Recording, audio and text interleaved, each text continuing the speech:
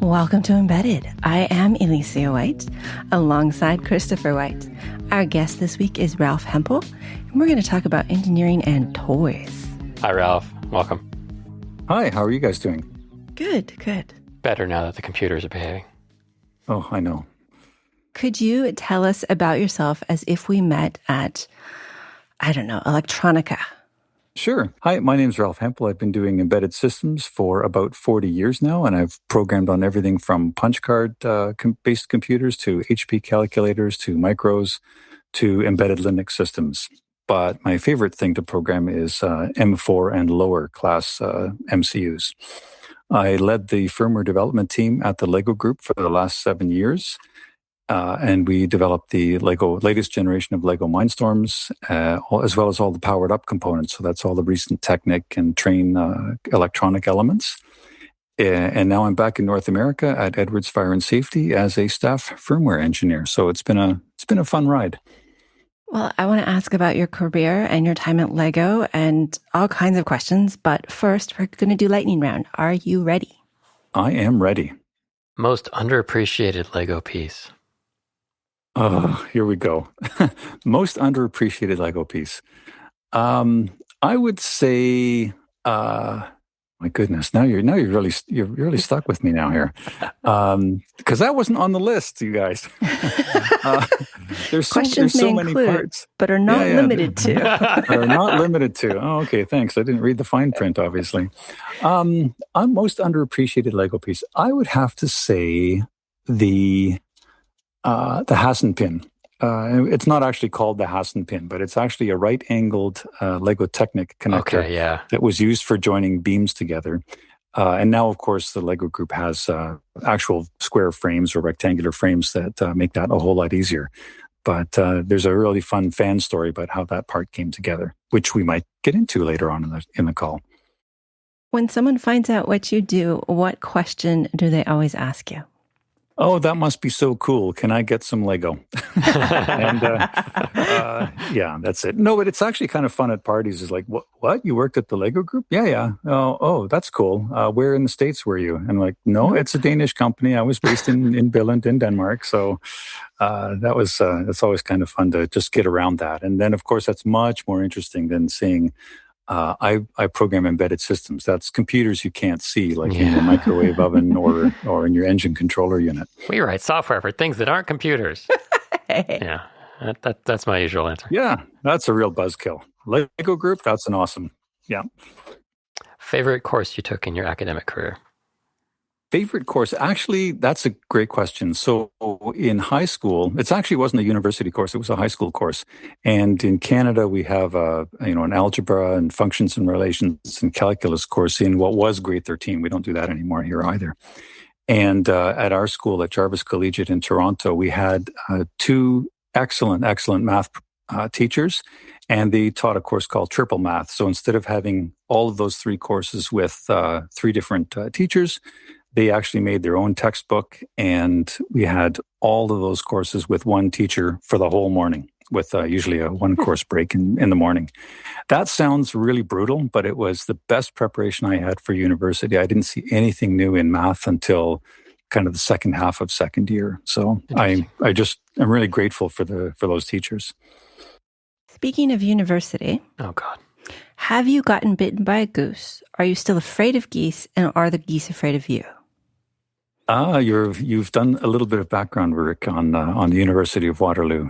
Yeah, there's a lot of geese. We have geese in our yard here up in Ontario as well. And I have not been bitten by a goose, but I've been chased by the swan that lives on our river. Not really afraid of geese, but my son was, one of my boys works at the Bruce nuclear plant, and he was attacked by a goose on his way into the office. It's a thing, yeah. Best language to learn programming, and which one did you learn first? I learned, the first language I learned was HP keystroke programming for Hewlett-Packard calculators. That's really what kind of got me hooked on it. The first language I learned, I think, was assembler, 6502 assembler on a Commodore. Yay! Yay! 6502. So that was kind of cool. I mean, the tools that we had available then are so much different than what we have now. And we'll talk about, Kim 1s and all those other cool retro computers that are coming around again. But yeah, that's one. But if I had to learn a first language today, I would probably pick probably Python as a getting started language, or Scratch if you're younger, under 12 years old. Yeah. Do you have a favorite fictional robot? I do, and it is Chappie. Cool. From the movie Chappie. Mm-hmm. Did we see Chappie? Have you seen District 9? We haven't. I have not seen District 9. I know of it. I know of District 9. Okay. Chappie's a cool robot because he's supposed to be a police and surveillance control robot, but he gets kidnapped and is put to work in interesting ways. So that it's actually a fun movie. Well, it's not actually a fun movie. It's kind of a depressing movie, but it's you're changing the story around. It's the character Chappie suffers some real human things, and I think he's probably the most human robot that I can think of. Yeah. I'd like to thank our sponsor this week. Nordic Semiconductor specializes in ultra low power wireless communication.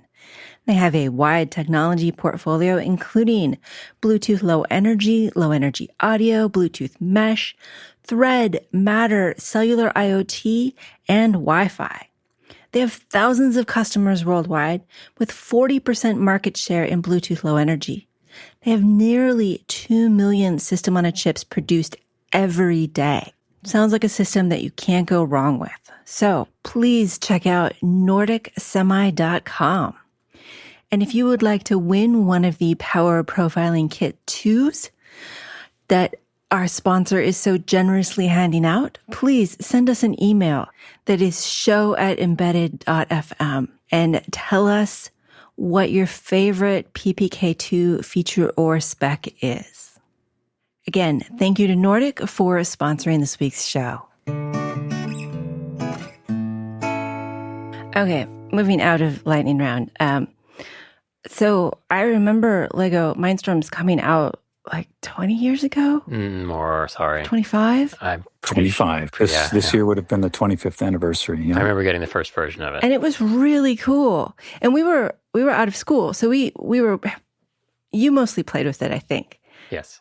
But I also worked with computers for a living. So you coming home to work with computers for fun was not working out. But I was so fascinated by it. And then it seemed to go away. Was that just my attention, or? I think maybe real life caught up with you. I think that's sure. Your attention.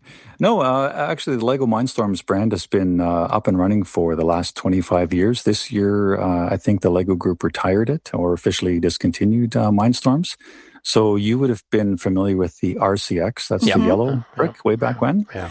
And that was where I really started hacking on Lego. So I'm going to go back and tell a little story about Usenet. Do you remember the actual Usenet system? I was Usenet room administrator for our college, so yes. Oh, okay. So Usenet had, this is long before social media, as you all know, and it's there's a group called rec.toys.lego. And on that group, we had a whole bunch of discussions on, hey, we should, if we're electronic geeks or embedded systems geeks, we should make some sort of a controller for Lego creations. And some of us that have actually made commercial products realized that, hey, that's just not too practical, or at least it wasn't 25 years ago. And then the Lego Group brought out the RCX. And a group of four of us, Kikoa Proudfoot, Mike Gasperi, myself, and Dave Baum, we were the original hackers on the Lego RCX. So this is the reverse engineering story. Do we have time for a cool reverse time for story? anything. Cool. So Kikoa, he was a grad student, I think, at Stanford, and he came up with the idea. The original communication with the RCX was over a USB, or sorry, it wasn't USB, a serial light link or a little infrared tower. Yeah. And then he kind of sniffed on the serial wires and realized what the protocol looked like. And then was able to, because you had to download the firmware to the brick every time initially. And it was only, $30K or something like that. So it didn't take very long. And in the course of sniffing that out, he was able to figure out what kind of processor it was, because you could figure out what the assembly language was. And then he wrote a little dumper that would then replay the entire contents of the ROM back to on the serial port. And from there, we were able to reverse, or he was mostly able to reverse engineer the assembly code and make an annotated listing of it. And we were all that was kind of really cool. So then I wrote a fourth interpreter for the RCX. And this kind of got the attention of the Lego group, the work that we had done on the reverse engineering of it. And they invited us down to MIT for the very first MindFest celebration. And there we got to meet the engineers that made the RCX. And they looked at our disassembled code and they were like, hey, this looks actually better than our source code. Because it actually had comments and everything. So that was my first introduction to the engineering team at the Lego group. And I stayed in touch with them for years and years afterwards. So getting back to what your original question was, Alicia, the RCX was the first generation, and about every 7 or 8 years, the Lego group would make a new generation. So then after that came the NXT, which was mostly a whitish, grayish brick with orange colored highlights. That was using an AT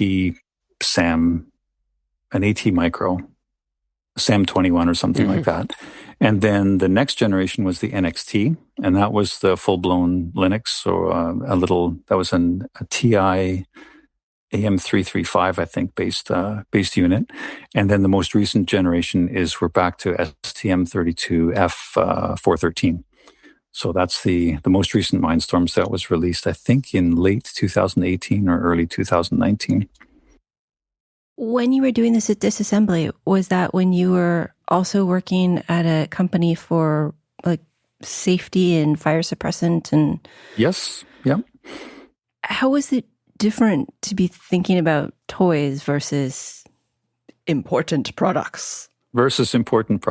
Yeah, actually, it's an interesting leap between the two, because in some ways they're extremely different, and in other ways they are not different at all, because they're both highly regulated industries, and the Lego group is always really super concerned about child safety, and more recently with security and online safety and things like that. But the product itself had to be kind of intrinsically safe and not disassemblable because of certain toy safety standards around the world. So the whole openness of the product, for right to repair and all those things that are coming out in the next few years, those are going to be really difficult to reconcile with toy safety. But we make the Lego group made Mindstorms in quantities of hundreds of thousands every year. Every part was individually tested. So the motors, the sensors, they all went through separate functional test fixtures. It's really not that different. The main difference with fire safety and kind of safety equipment is that it just sits in the wall waiting for the big day, right? Waiting for somebody to pull the fire alarm or something to happen, something interesting, please. But it has to sit there and work for months, years, and if in some cases decades without being power cycled. And that's a real challenge. That's pretty different from toys, which if something goes wrong, you just power cycle it. Nobody really... sure, there's the safety issue of making it large enough so that a child can't swallow it and making sure that it doesn't electrocute you very badly. Very badly. Yeah. Okay. Yeah, we I didn't know there were varying levels of electrocution. Don't electrocute the kids very badly. That's our motto. No. No, the key thing there, though, is that, there's you wouldn't think about it, but there's things like light intensity. So when the LEDs, they can only be so bright. You have to deal with flashing for other light sensitivity.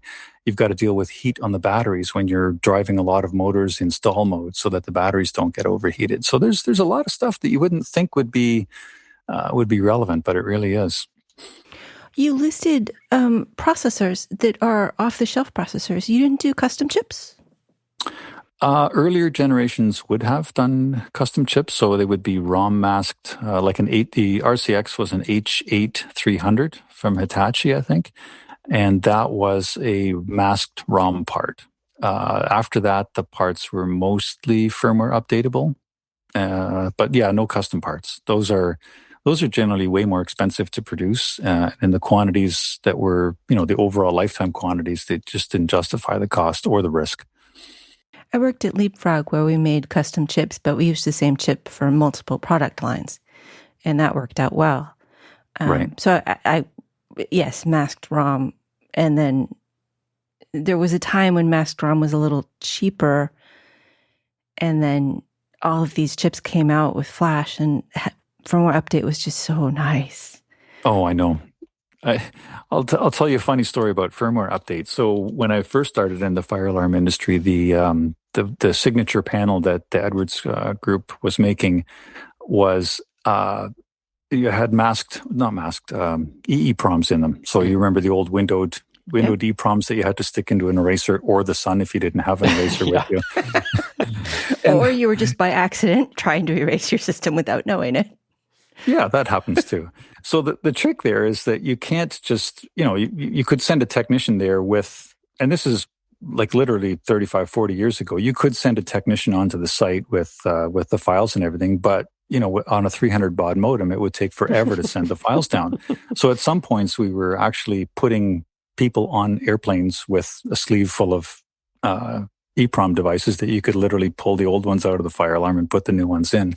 So the whole idea of field upgradable or even over-the-air updates as are much more common now than they were before, or DFU updates, that stuff just, we didn't even think that would happen. But it's here now, and we should really take advantage of it. It's changed everything, really. With Lego, I have a question from Svek about what processing did you have inside the Mario Lego sets? These were the ones that you could drive around and pretend to be in Mario Kart? Was that? No, maybe there was that one, but there was also, I'm not sure which one he's asking about. Yeah, so there was a line of products and that the Lego group did in partnership with Nintendo, and that was a small Mario character. So there was a Mario character, a Luigi, and I think a Princess Peach came out after that, right? And it had a little accelerometer and a gyroscope in it, and you could sort of bounce the character around and collect points, and it had a color sensor, so it would tell if it's on a red tile and there was actually some specially printed barcoded tiles that would give him different points or different actions. That's the same basic STA. Oh no, that was a different part. That was a TI part with Bluetooth low energy enabled in it. Let me see. TI CC 26 40 50 30. One of those. And then there was a bunch of sound files that went with that, and it was a cool little product. But I think some enterprising fans actually put it into a Mindstorms or a Boost. Boost was another robotics line that we had years ago, and that was you could put the Mario figure in it, and then you could kind of drive around. And they made that's usually fan type stuff, right? Where the fans take our product and I say our product. I don't currently work there anymore. But they would take the Lego products and really extend them in ways that we really didn't expect. And that's cool. Yeah. I mean, that's not something you're going to get with fire alarms for sure. Yeah. Well, you don't want that. No. Look what I hacked my fire alarm to do. It's not something you want to hear. No. Do you have any good fan hacking stories? Well, I'm a good fan hacking story. Well, yes. Right? So I've made firmware for every generation of Mindstorms up until the one that I was actually hired to make. So everything from PB4 on the RCX to a Lua interpreter on the NXT. Lua was actually a pretty cool little language. And then we put the full Debian Linux on the EV3. So those are kind of cool hacks. But I mean, I think I sent you some links for that I think will be showing up in the show notes. And I am always so impressed by what fans were able to do with things that we just really never imagined. I think there should be a link to somebody who's made a log house maker out of cucumbers. So he actually takes a cucumber and slices it into little log-sized pieces with notches and everything, and makes a log house out of cucumber pieces. So you don't have to look far to find some crazy fans to do some amazing things. When you were initially reverse engineering the first one, it sounds like it was all external. That you and your friends looked at the serial communications and figured everything. Was there were you tempted to open it up and start poking at things, or was it just easier to go from the outside? Because when I'm thinking about reversing things, sometimes I want to open it up and see, okay, what parts are these? And well, yeah, a combination of things there, because that's a good question. So we started with, and I think it was, again, mostly Kakoa and Dave Baum that did the reverse engineering. Okay. But, you start with the serial protocol, all the affordances that are external, that are easy to get at. You do that first. But then, of course, those elements were fairly easy to open up without destroying the package. And you could see that it was an H8300, and, you could kind of figure out where the external flash and the external RAM was, and you could kind of figure out where all the parts are, what the motor drivers were, and where the pins went. So we did a fair bit of wringing out of those PCBA, but it's really just a case of slowly reverse engineering, building up your knowledge of the product bit by bit, and then finally the big day comes and you're able to do a complete dump, and then you send that binary dump into a reverse disassembler, and wow, there it is. It's all the source code. Cool. Now we can start commenting it and figuring out what goes where. And it was surprisingly complete. It was pretty cool. And the story again, that the Lego engineers were like, how are we going to encode the serial stream? So you have to think about it from the other side. First of all, is anyone even going to bother trying to reverse engineering? No, not really. How are we going to protect the stream? Well, we're going to balance the data out by sending out the negative of, or the inverse of every byte. So every byte really gets sent twice, once in the positive, once in negative, just to balance out the energy. And they're never going to reverse engineer that, because if they did, they'd have to, sure, it's binary code, but now you'd have to reverse disassemble it. And who's going to do that? It's just a toy. Who'd bother? It's just a toy. And that whole philosophy, we showed that was, hey, it's just a toy, but there's a lot of people out there that are really interested in it and motivated to figure out how this thing works. And that can be taken, for good or for bad. But fortunately, hacking on Lego was always a good thing. Yeah. When we think about hackers, it's like scary people who steal our identities. But the truth is, sometimes you just want to see how something works. Yep. And Lego is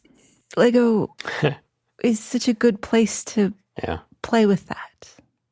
Yeah, and I think if you sampled many of your listeners or members of your Patreon group, they would say, or any engineers that most of them will have had Lego in their hands at some point in their lives, right? It's not that playing with Lego makes you an engineer, but most engineers, most engineers in my experience have touched Lego, and it's a great prototyping tool. I've used it.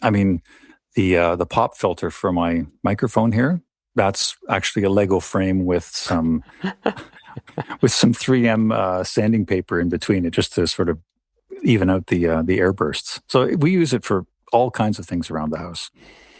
It's kind of like a 3D printer, but with blocks instead of filament. And you're the printer. Exactly. And you're the printer. And then, exactly. And then, of course, when you really complete the loop, like I just did, we actually 3D print things like mounts for Raspberry Pis so that they have Lego compatible pins, and then you can build your Raspberry Pi into a Lego creation. So yeah, we go all the way.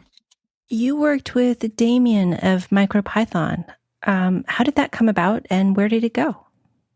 Well, that was a really happy accident. So when I joined the Lego group to work on this latest generation of Mindstorms, I kind of looked around and surveyed what could possibly be put on the brick. So we had a rough idea of the processor that we needed and some of the features, but not all of the mechanical and visual or UI features. We'll talk about those in a bit. But I've always tried to put an interpreted language right on the brick. So that's why I put a Forth and a Lua interpreter on the brick. So my goal is, even if there's no app, so let's say the app support goes away, you can always program the device with a PC and a terminal, right? A terminal emulator. How come I didn't know that? Well, Sorry. Go ahead. The official stuff can't do it. That's just my way of thinking. I would love to be able to put an interpreter or a REPL loop on pretty much anything. And once you have a REPL loop, you can kind of hack into the system and do more. But my goal with the latest generation of Mindstorms was to put some sort of an interpreted language. And we looked at Lua, and it wasn't all that popular. And then I kind of poked around and I saw Damien's MicroPython was getting quite a bit of traction, also with the microbit. And the microbit has inspired a few things about Mindstorms as well. So I checked out MicroPython on the microbit and a few other processors, and like, hey, this is actually pretty good and it might work. And it totally fit on the processor we were using. We had some room left for drivers so that we could talk to our motors and sensors and the display. And it just was a natural fit. But there was quite a bit of resistance because previously the Lego programming app was kind of a LabVIEW type app. Mm-hmm. And and the idea of Python wasn't all that popular. And then we also had to think about it from the app development side. And LabVIEW's it's an okay system. I never really liked it, but there's a lot of fans and a lot of kids have done a lot of amazing things with it. So that's kind of cool. So we looked at Scratch and Blockly specifically, and we did a proof of concept with the EV3 using Blockly. And Blockly translated. At the time there was sort of a thing that you could take your Blockly blocks and generate Python with those. So as a proof of concept, can we assemble a series of blocks, spit out some Python that we could interpret on a brick?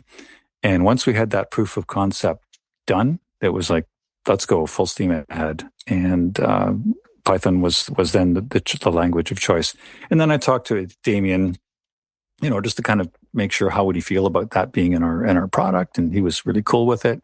He is probably, I don't know exactly how to say this, but he is probably one of the cleverest developers that wasn't a developer, right? I mean, he's a physicist, and he has done some just amazing things with memory management. And over the years, he has modularized and isolated the modules, the support modules for all the different MicroPython variants really well. That code base has grown, and I've learned a lot about how to write drivers and how to write Python code properly, and also how to write C code properly from looking at his examples and the way he structures his code. And I hope that relationship has gone both ways. But he's just an awesome guy to work with, and I just wish there were more people like him in the world. I do like MicroPython. The more I use it, the more impressed I am by it. It is a lot of code, but it's good code. It is, yeah. And so MicroPython for Mindstorms led to Pybricks? Yes. Now the Pybricks is a fan created product. So that's David Lechner mainly Lawrence Valk and David Lechner together. And they established Pybricks a few years ago. One of the other things that you may not know about Lego Mindstorms is that currently all of the Lego Mindstorms products, you could reflash them with your own firmware. There was very few people, you could count them pretty much on one hand, that actually made replacement firmware for those bricks. But Lawrence and David were one of them, along with myself. And so the Pybricks guys, they've made a full new firmware and an app that's a downloadable app. It's a web app, essentially, that you can put on your Android tablet or your PC, and you can program the bricks now, all of the bricks, all the PoweredUp bricks. So that's the Technic brick, the Boost brick, the Train brick, and of course the Mindstorms bricks. You can program them all either with a block-based language that they've got developed as well, or with MicroPython. And that's part of the open, firmware updatable product philosophy that I championed at the Lego Group. How much did you have to push for that? How much were they against basically what you did? Well, how do I put this nicely? I don't think they were fully aware of the openness that was there. So the product has always been open. We've replaced the firmware on the RCX, the NXT, EV3. They all had kind of a way to put new firmware on it. So it wasn't really that much of a struggle to say, hey, we should open this up. The harder challenge is getting, the documentation and everything out there. And then that's something that we didn't do all that well, frankly. But the Pybricks team has really done a great job with documentation and making the app available. So it carries on. The nice thing about that open philosophy is that even if the manufacturer drops support, which Lego rarely does, but eventually they can't support things forever. So that's where fans like Pybricks have really kept those products alive. Switching questions or switching topics a little bit. This one's from a listener. Sahil asks, how did you get into test-driven development? That is a great question. I was probably kicking and screaming. And that's really in some ways. I mean, I'd read about it, and I read James Grenning's book, Test-Driven Development for Embedded Systems, probably 8 years ago, or even more than that. And there's it took me 3 tries. So I don't know if this is a typical story or your experience as well. And maybe we can talk a little bit about how you two feel about test-driven development. So for me, the first time I tried it was, hey, we need some unit tests around this code, write some unit tests. And when you write unit tests for code that's already there, that's not very modularized or not very decoupled, you write really brittle tests. You write to get code coverage, and it's not really test-driven development. And the second time I did it, a few years later, I tried to pick it up again, and it was kind of the same story, but I could sense that there was something there. It was getting better. And then I rewrote, I have a memory manager that I wrote called malloc, and it's basically a malloc replacement for embedded systems without a memory management unit. And that's when I wrote the memory manager, and I wrote unit tests as I was going along, the way you're supposed to do it, in quotes. And I finished it, and it was like, hey, wait a minute. I didn't actually have to really touch the debugger while I was doing this, because I wrote tests to match functionality. And after that, it was like, I'm never going back. I'm never doing this any other way from now on. So I wrote when I was at the Lego group, I wrote a little proof of concept for a bytecode interpreter, again using TDD, and once we integrated it with with one of our products, it just worked the first time out of the box. So I'm fully convinced that TDD is the way to go. But how do you guys see and experience TDD? I love the theory, but I do not like the implementation.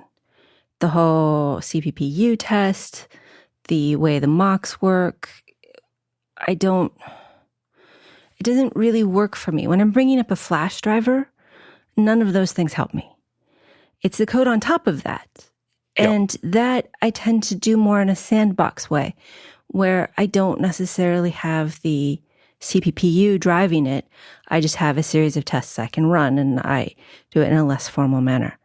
The thing that I really, really, really like about TDD is the idea that even before you start writing the feature, even before you really think about how you're going to implement the feature, you need to think about how you're going to test it. So for me, it's a thought exercise because the implementation doesn't work the way I want it to.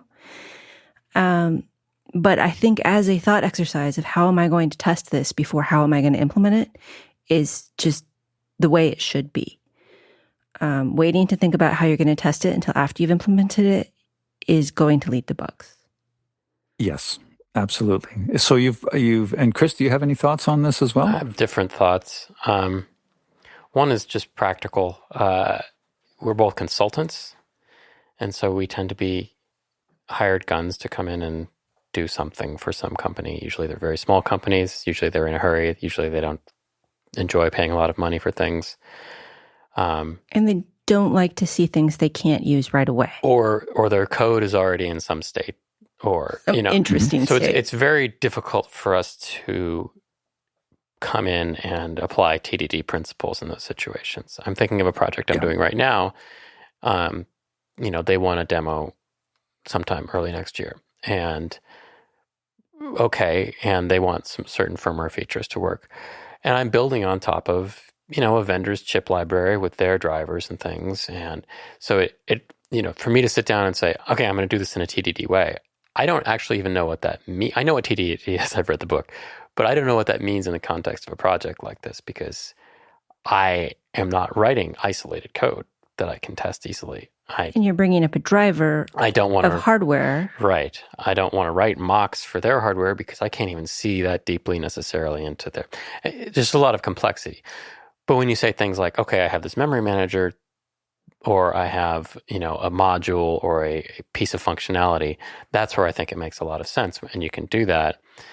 But a lot of times I'm not in that situation anymore. I'm grinding, low-level firmware stuff that's mixed in with, ST's HAL or some random company's, implementation of CMSys, and Or optimizing. Like DMA is not something that is that interesting in TDD because it's a chip function.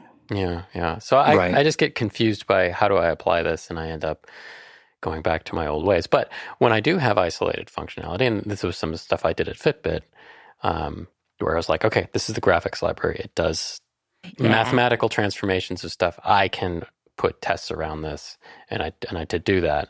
That is very helpful. But I don't think it's universally applicable, at least given traditional embedded development and how chip vendors architect their stuff. 97 layers. So, and we can talk about that at length, I'm sure. So one of the things that I do as a bit of a shortcut is, first of all, if I take a vendor library or any third-party code, I'm just going to assume it works, especially if it has test cases already, great. But I'm not going to bother testing a HAL, like the STM32 HAL. So we stop there. The second thing is that we don't mock out their HAL either, because that's just not, it's just a waste of time. A year just to do that. Exactly. So the third piece is don't test, or that's worked for me anyways, is don't test on the target. So assume all your testing is happening off target on your PC. And that kind of frees you up from having to bite off too much of a chunk. And when you're doing that, you might said something really interesting, Alicia, which is I think about how to test it when I'm before I write the code. And one of the tricks I use is I turn that around and say, how is this supposed to work? What is this actually supposed to do? Mm-hmm. And then how do I test that gets done? So that way I'm actually writing the code incrementally. So I don't really think about what are all the tests that I need to do to make this thing work. It's more, what specifically does this have to do, and how am I going to test that it did that thing?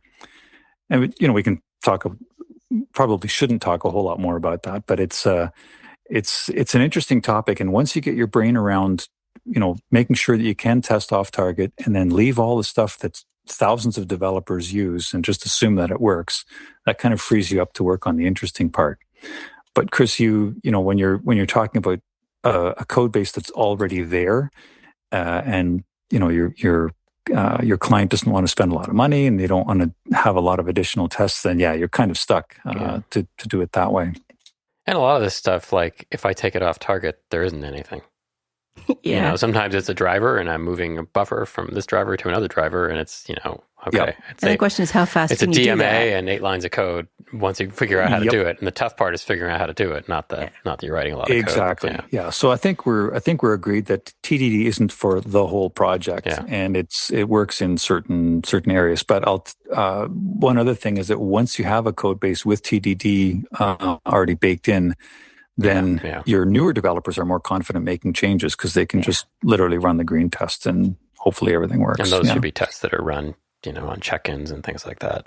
Yep. But then if you don't have somebody championing it, then when that person leaves the project, they become failures. Stale tests and people stop paying attention. Yes, I've seen all that. Yeah. Turn that unit test off. It always fails. Well, wait. Wait. When was the last time we ran this test? Oh, yeah. So that's the other part of the whole TDD thing, is that it doesn't really work unless you have a pretty decent CI system. And one of the things that I brought in at the Lego group was, we were still, when I joined, people were still sort of bench testing it, line by line or running motor tests manually. And then I said, hey, wait a minute. What if we kind of automate some of this testing? Well, we can't automate all of it. So what's the point? Well, okay, but what if we could automate? What if we could automate 80 or 90% of it? Would that help? Yeah, okay, yeah, but that's so hard to do. So eventually, we kind of flew little pieces. Yeah. You just have to bite little chunks off, right? And we ended up with a farm of like 30 or 40 Raspberry Pis connected to our Mindstorms bricks, and just continuously exercising code as we checked it in. And if you ask people now, hey, would you want to go back? No. But it does take a CI. You have to have one or two people there that are dedicated and love getting a CI/CD pipeline up and running. And again, use the tools that are out there. GitLab has a great series of GitLab runners and tooling that works in that realm. And then, when we had one or two Raspberry Pis, you can set them up manually. Once you get to 30, you're going to want to use Ansible or some other provisioning system to get your farm up and running. Yeah. It's like saying you don't want a dishwasher because it won't reach into the sink and put them away in the dishwasher for you. But then Exactly. I don't want to babysit 30 Raspberry Pis and figure out what went wrong with them. Well, yeah. And I mean, I am not the person to set up your CI/CD system. I really respect people that are. But when we work for little companies, it's sometimes hard to convince them. You need another person. You need a whole nother person just to do tool stuff, because Every company many needs a tool engineers person, yeah. aren't geared to enjoying that. And it depends on the size. And there's some engineers that love it. So the trick really, when you have a big team or even a small team, is to not insist that everybody does all the things, because they're going to hate. Most people are going to hate doing 80% of the stuff. But the trick is finding a nice cross section of developers where somebody really has a bee in their bonnet about TDD or about CI/CD or clean code or whatever, and make sure that they're the evangelists for that aspect of programming. So TDD is often paired with Agile. And Agile has a fraught history with actual hardware. I mean, some people love it, and some people think, wait a minute, some of this stuff takes time. You can't just change it willy-nilly. Some people think all kinds of things about Agile. Some of them are in this room. Well, that would be my first question to you is, what in your world, what does Agile mean? Does it mean just running in sprints, or what is Agile in your mind? That's the main problem for me. It's kind of like programming languages without actual specs. It could be anything, because it's Agile. Definition changes. Is it stand-ups? Is it Scrum? Points? Every Scrum. time I've done quote Agile at a company, it's been mostly Scrum and stand-ups and retros and all of that stuff. And I can tell you, I don't want daily meetings. Point poker and a bunch of stuff that, frankly, Doesn't not work. help. I do want to interface with the users early and make sure that their needs are taken care of. Yes, but at every company I've worked at, the user was just my manager. So many times. And we have a whole product owner team that deals with the customers, and you're not going to get in front of those guys. And it's a challenge. Yeah. So how does Agile work with TDD? So first of all, I don't think that,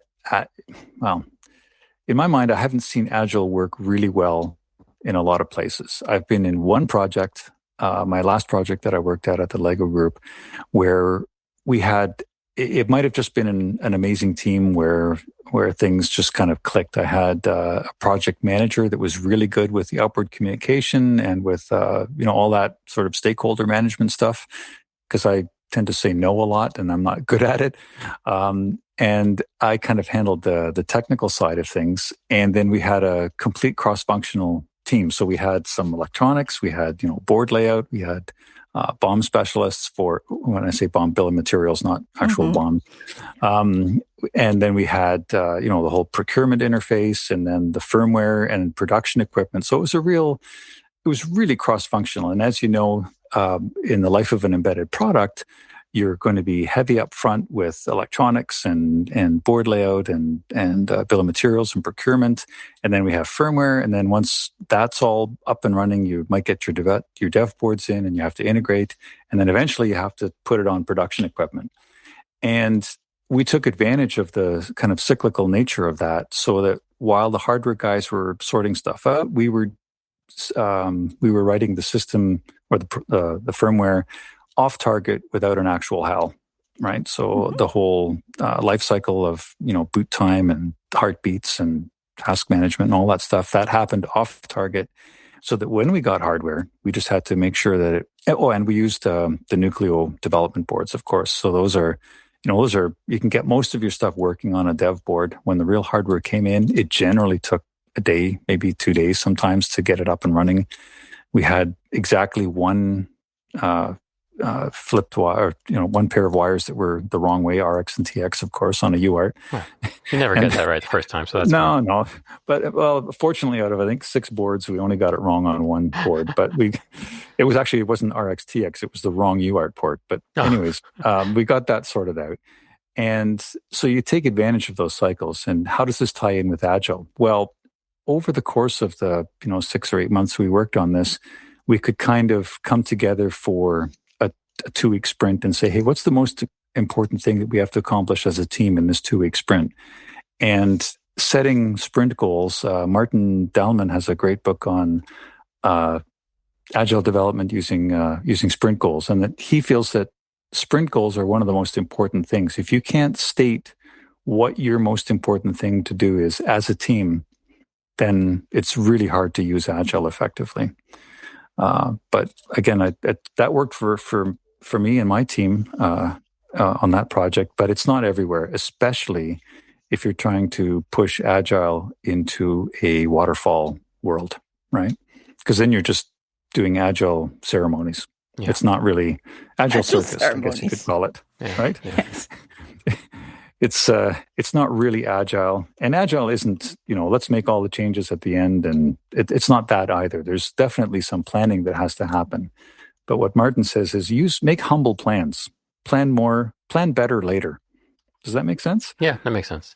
And yeah. I agree with all of that. I mean, certainly it's difficult to not have visibility into short-term goals. It's easier to work on small pieces of things. It's good to have, and this is kind of anti-agile in a way, but it's good to have requirements and things you're working towards that guide all of that. But so I don't disagree with any of that. And the best teams I've worked on have been small teams that kind of just did all that kind of thing naturally. And that communicate. Agile is about communication and not going off into your closed door office and doing something that you closed door office. It's 2023-ish. No, it's dream. Okay. First of all, we don't go to an office, and second of all, if we did, it would be I've been at companies football bleachers. Somebody went off into their closed door office and came back with a grand thing that didn't integrate at all, and that's no good. Yeah. Or, the manager decides they're going to try their hand at code because they haven't done it in a while. Sorry. That's always a good, Well, that was my downfall as a manager is that, when the team is shorthanded. Oh, me too. just apply, I got a spare pair of hands and a keyboard. I can help. And, and I did. I mean, it's not that we didn't help and do things. It's just, that's the other thing that's hard for developers as they transition into management is keeping your hands off the keyboard and keeping your eyes on the big picture. But usually when the team is shorthanded or, stuff happens, you're going to want to help and try to help and pitch in. So it's hard to manage those things. Yeah. Were you already a manager when you went to Lego Group? No, I was not. No.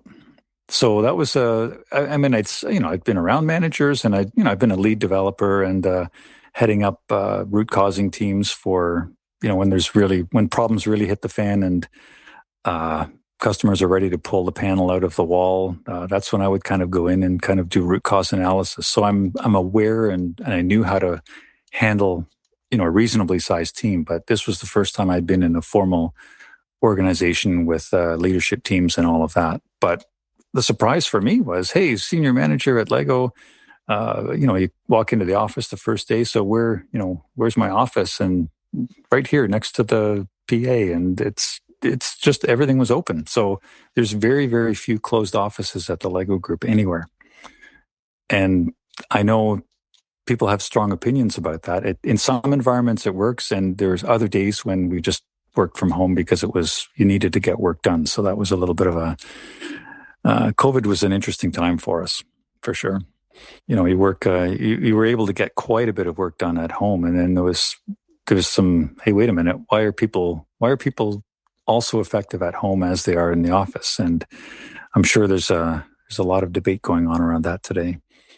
Yeah, it did show some things we thought were true or thought were some assumptions were not correct.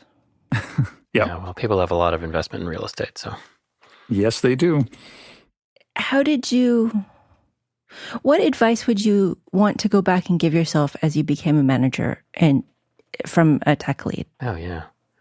I think I didn't really appreciate how difficult that first level of management is.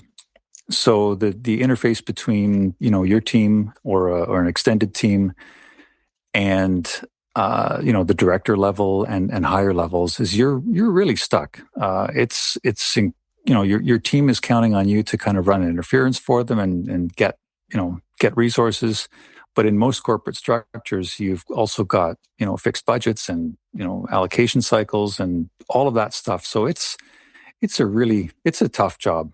And I think the advice would be to, listen to folks like Michael Lopp or it's Rand's, just listen to as many manager type podcasts as you can and kind of figure out, is this really what I want? And I wish more companies had a ladder for technically competent people rather than folks that want to get into management. Both are needed, right? Yeah. And the bigger companies tend to have those now. Smaller companies still, I think, are like, oh, you've reached your limit. It's time to become a manager. It's like, what? I think that in order to become an individual contributor at the next level, having some management experience is probably good. Yeah, but you don't want to inflict that on a poor team. It's like, here, go figure out a few things. That's not in the best interest of the company either. So there's a balance there. No, it's you really got to. It's a completely different way of thinking about projects and resources and all of that stuff. And honestly, I'm quite happy as a staff engineer working on certain kinds of problems, and then also not just trying to advocate for not being, the person that gets all the hard and interesting problems.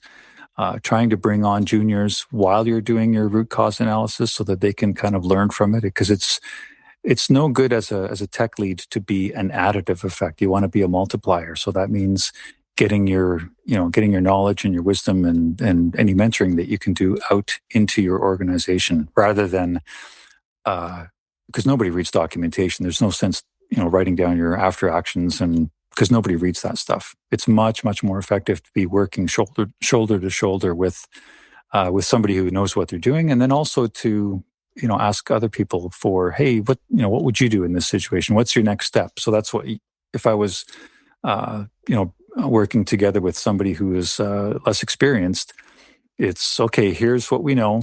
Here's where we are. What's your next step? What do you think is the next thing to do? And that's an effective way of learning, I find. For better or worse, Uncle Bob we all know. Bob if Martin. I say Uncle Bob, we all know who we're talking about, yeah. Bob Martin. He has and had an interesting thing at the beginning of one of his talks, and that is that the number of programmers in the world doubles about every 5 years, right? And if you think about that from the other side, that means about half the developers have less than 5 years of experience. And that's kind of scary. I have thought that the role of senior engineers should be primarily to make more senior engineers. Yep. Our role is to help people figure out if this is the career they want and then to grow in the career, not necessarily to get things done, which is hard because I really enjoy getting things done. Yep. But it's also not our particular careers. That doesn't work because... It works some.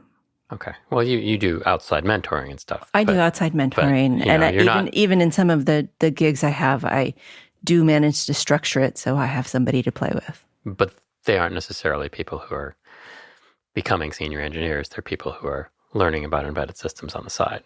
But it's fine, yeah. Some of them. But it's just, it's challenging as consultants to do some of these things. It is one of the things that I miss about regular work, full-time work, is being able to do a little bit more mentoring outside. I mean, I have formal mentoring relationships with folks, but they're all like, I can't help them in their careers directly. I can only advise. Right. How did you, so you said you're 40 years into your career. We're about 30 almost.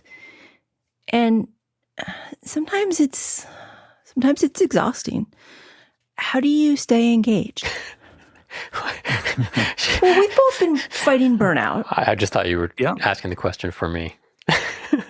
No, not just for you. Okay. Well, no, that's a great question. And you're going to go, I think, if you're going to be in this, life, I shouldn't call it a lifestyle, in this career for any length of time, you are going to go through cycles. It's not all going to be a nice, happy journey.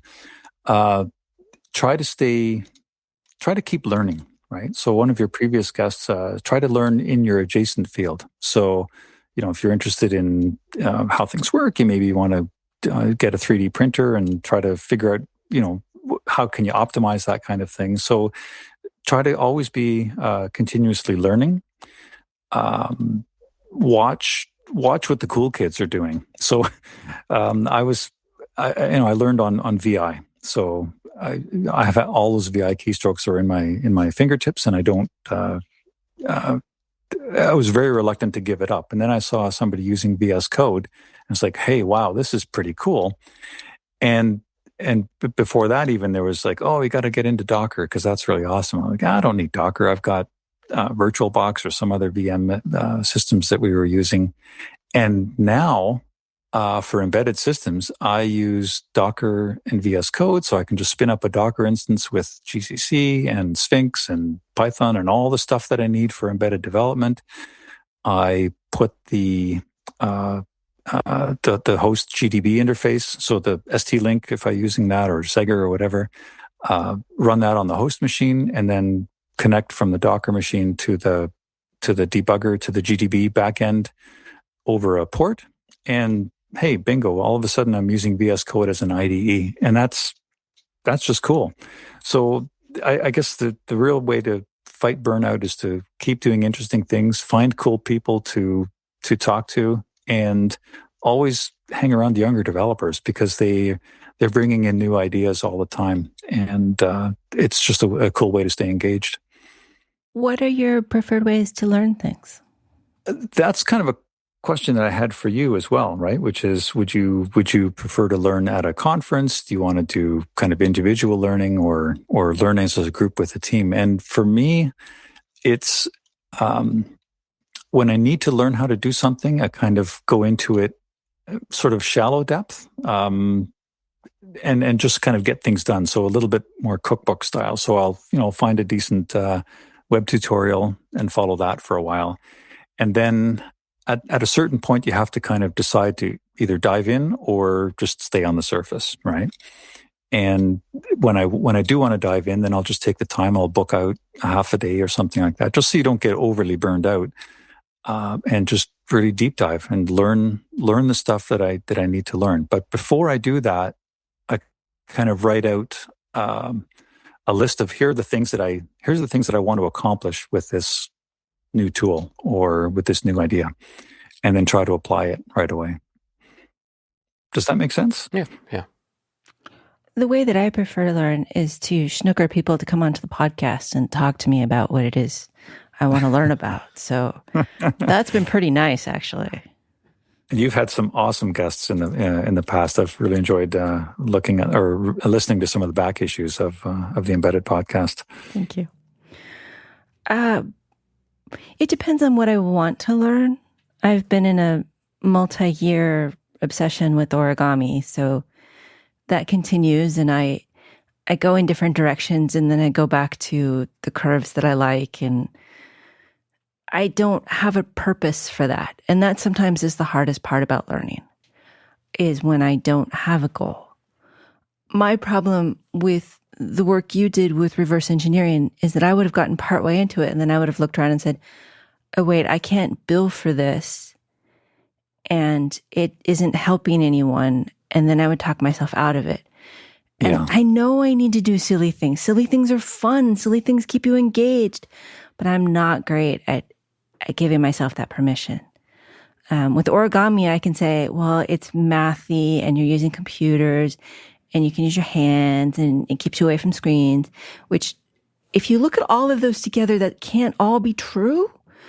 But yeah, So can you actually simulate, you mentioned using computers to work out your origami work. So can you actually simulate some of that on the computer and then go from there? Or how does that Amanda work? Gossi has this amazing web simulator that simulates origami, and there's a whole bunch of theory about developable surfaces and whether or not things collide and and the pliability of your material.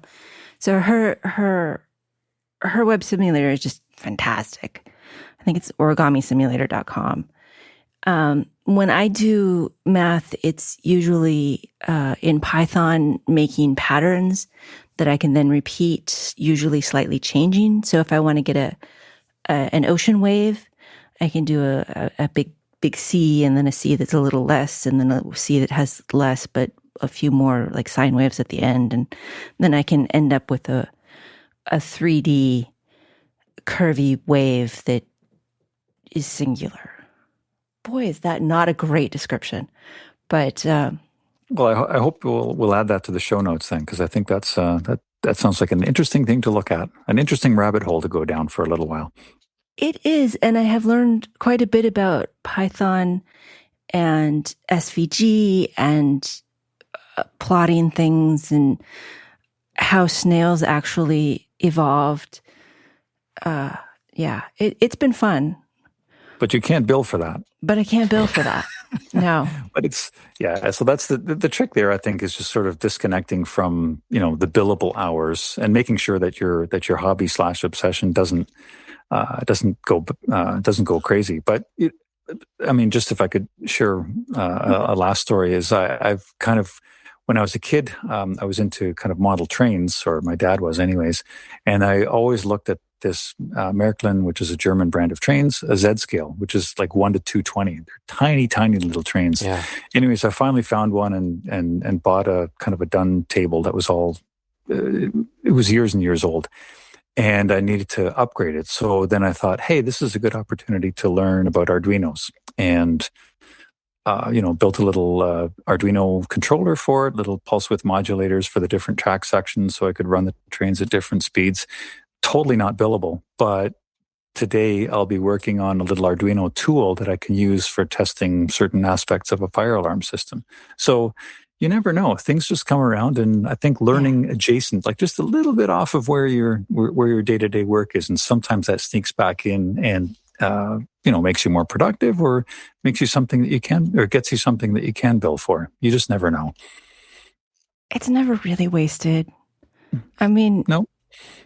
Learning 5 years ago about snail shells, I can't believe that actually affected my origami. So yeah, it's all really connected in interesting ways. And Chris is staring off into space, I think, because otherwise I'll make him talk about learning more music stuff. Well, the answer for me is I hate computers, and doing computers outside of work makes me itch. So. And it's funny sitting in this room filled with computers. Well, I know they surround me. That you have put together. That's because it's the only way to do anything anymore. You can't. I'm not going to get a tape deck. Mental note: get Christopher a tape deck for Christmas. I know. No, this stuff is still fun. Yeah. I have a lot of things I like to learn. It's been trouble for me. I go in and out of having technical projects I enjoy. I'm working on some ham radio stuff. That's not exactly computers, it's electronics and things, and it counts. That's soldering is useful. But it counts. Last few years, the more computers I use, the less I just enjoy being around them. But as soon as you need to work on an instrument project, you are there. An instrument project? Yeah. What do you mean? Somebody comes and wants to build a different arpeggiator? Never happened. We've had people talk to us about instruments. But not even asked me to help. No, but someday. Someday they will. Your clients will come if you build it. I don't know. Yeah. Well, just as a fun side project, once I built a simulator on an STM32. I built a simulator of the Game Boy sound synthesizer. Oh, yeah. Believe it or not. So you don't have to tell me about the crazy stuff that you shouldn't do. But you know what's great? I think you folks are in Santa Cruz area, right? Mm-hmm. Yeah. So you've in an amazingly advantaged place because you can just sneak up over the hill and head over to Big Basin and, take your dog for a nice walk and all kinds of really amazing wildlife. So I envy you your location. It's a great spot. And the beach is awesome too. The beach, our local forests, our lakes. Yes, we are. Lakes. Yep. They're ducks. They're it counts ponds. as lakes. They're ponds, yeah. Ralph, it has been really good to talk to you. It's fun to talk to folks who've done things. That have done lots of things. Yeah. I feel like we could talk for another hour and a half and still not really get to, being bored. But we should let you go back to your regular life. Do you have any thoughts you'd like to leave us with? Back to our regularly scheduled programming is what I usually call it. Yeah, actually, I guess the final thought is 99% of the smartest people in the world don't work for your company. So, and code is a lot harder to read than it is to write. Yes. So, just when you're faced with third-party code or something else, just trust that it works or take the time to understand it. Don't just blindly rewrite stuff because you don't understand how this person wrote it. It's basically always look around first instead of writing more code. Try not to write more code. That's what I'd like to leave you with. Can I get really, really mad for 15, 20 minutes before I accept that maybe I should look and understand their code?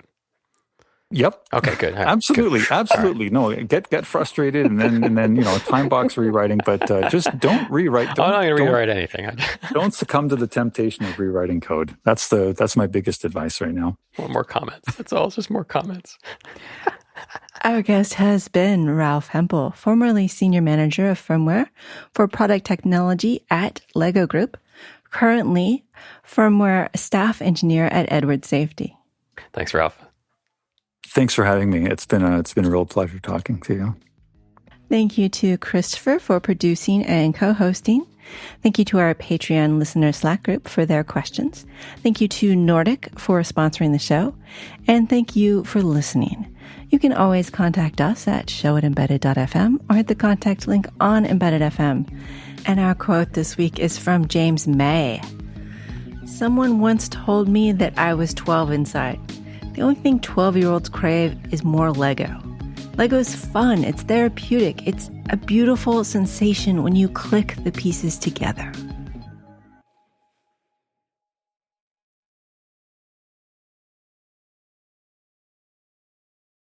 You had, how does Agile work for so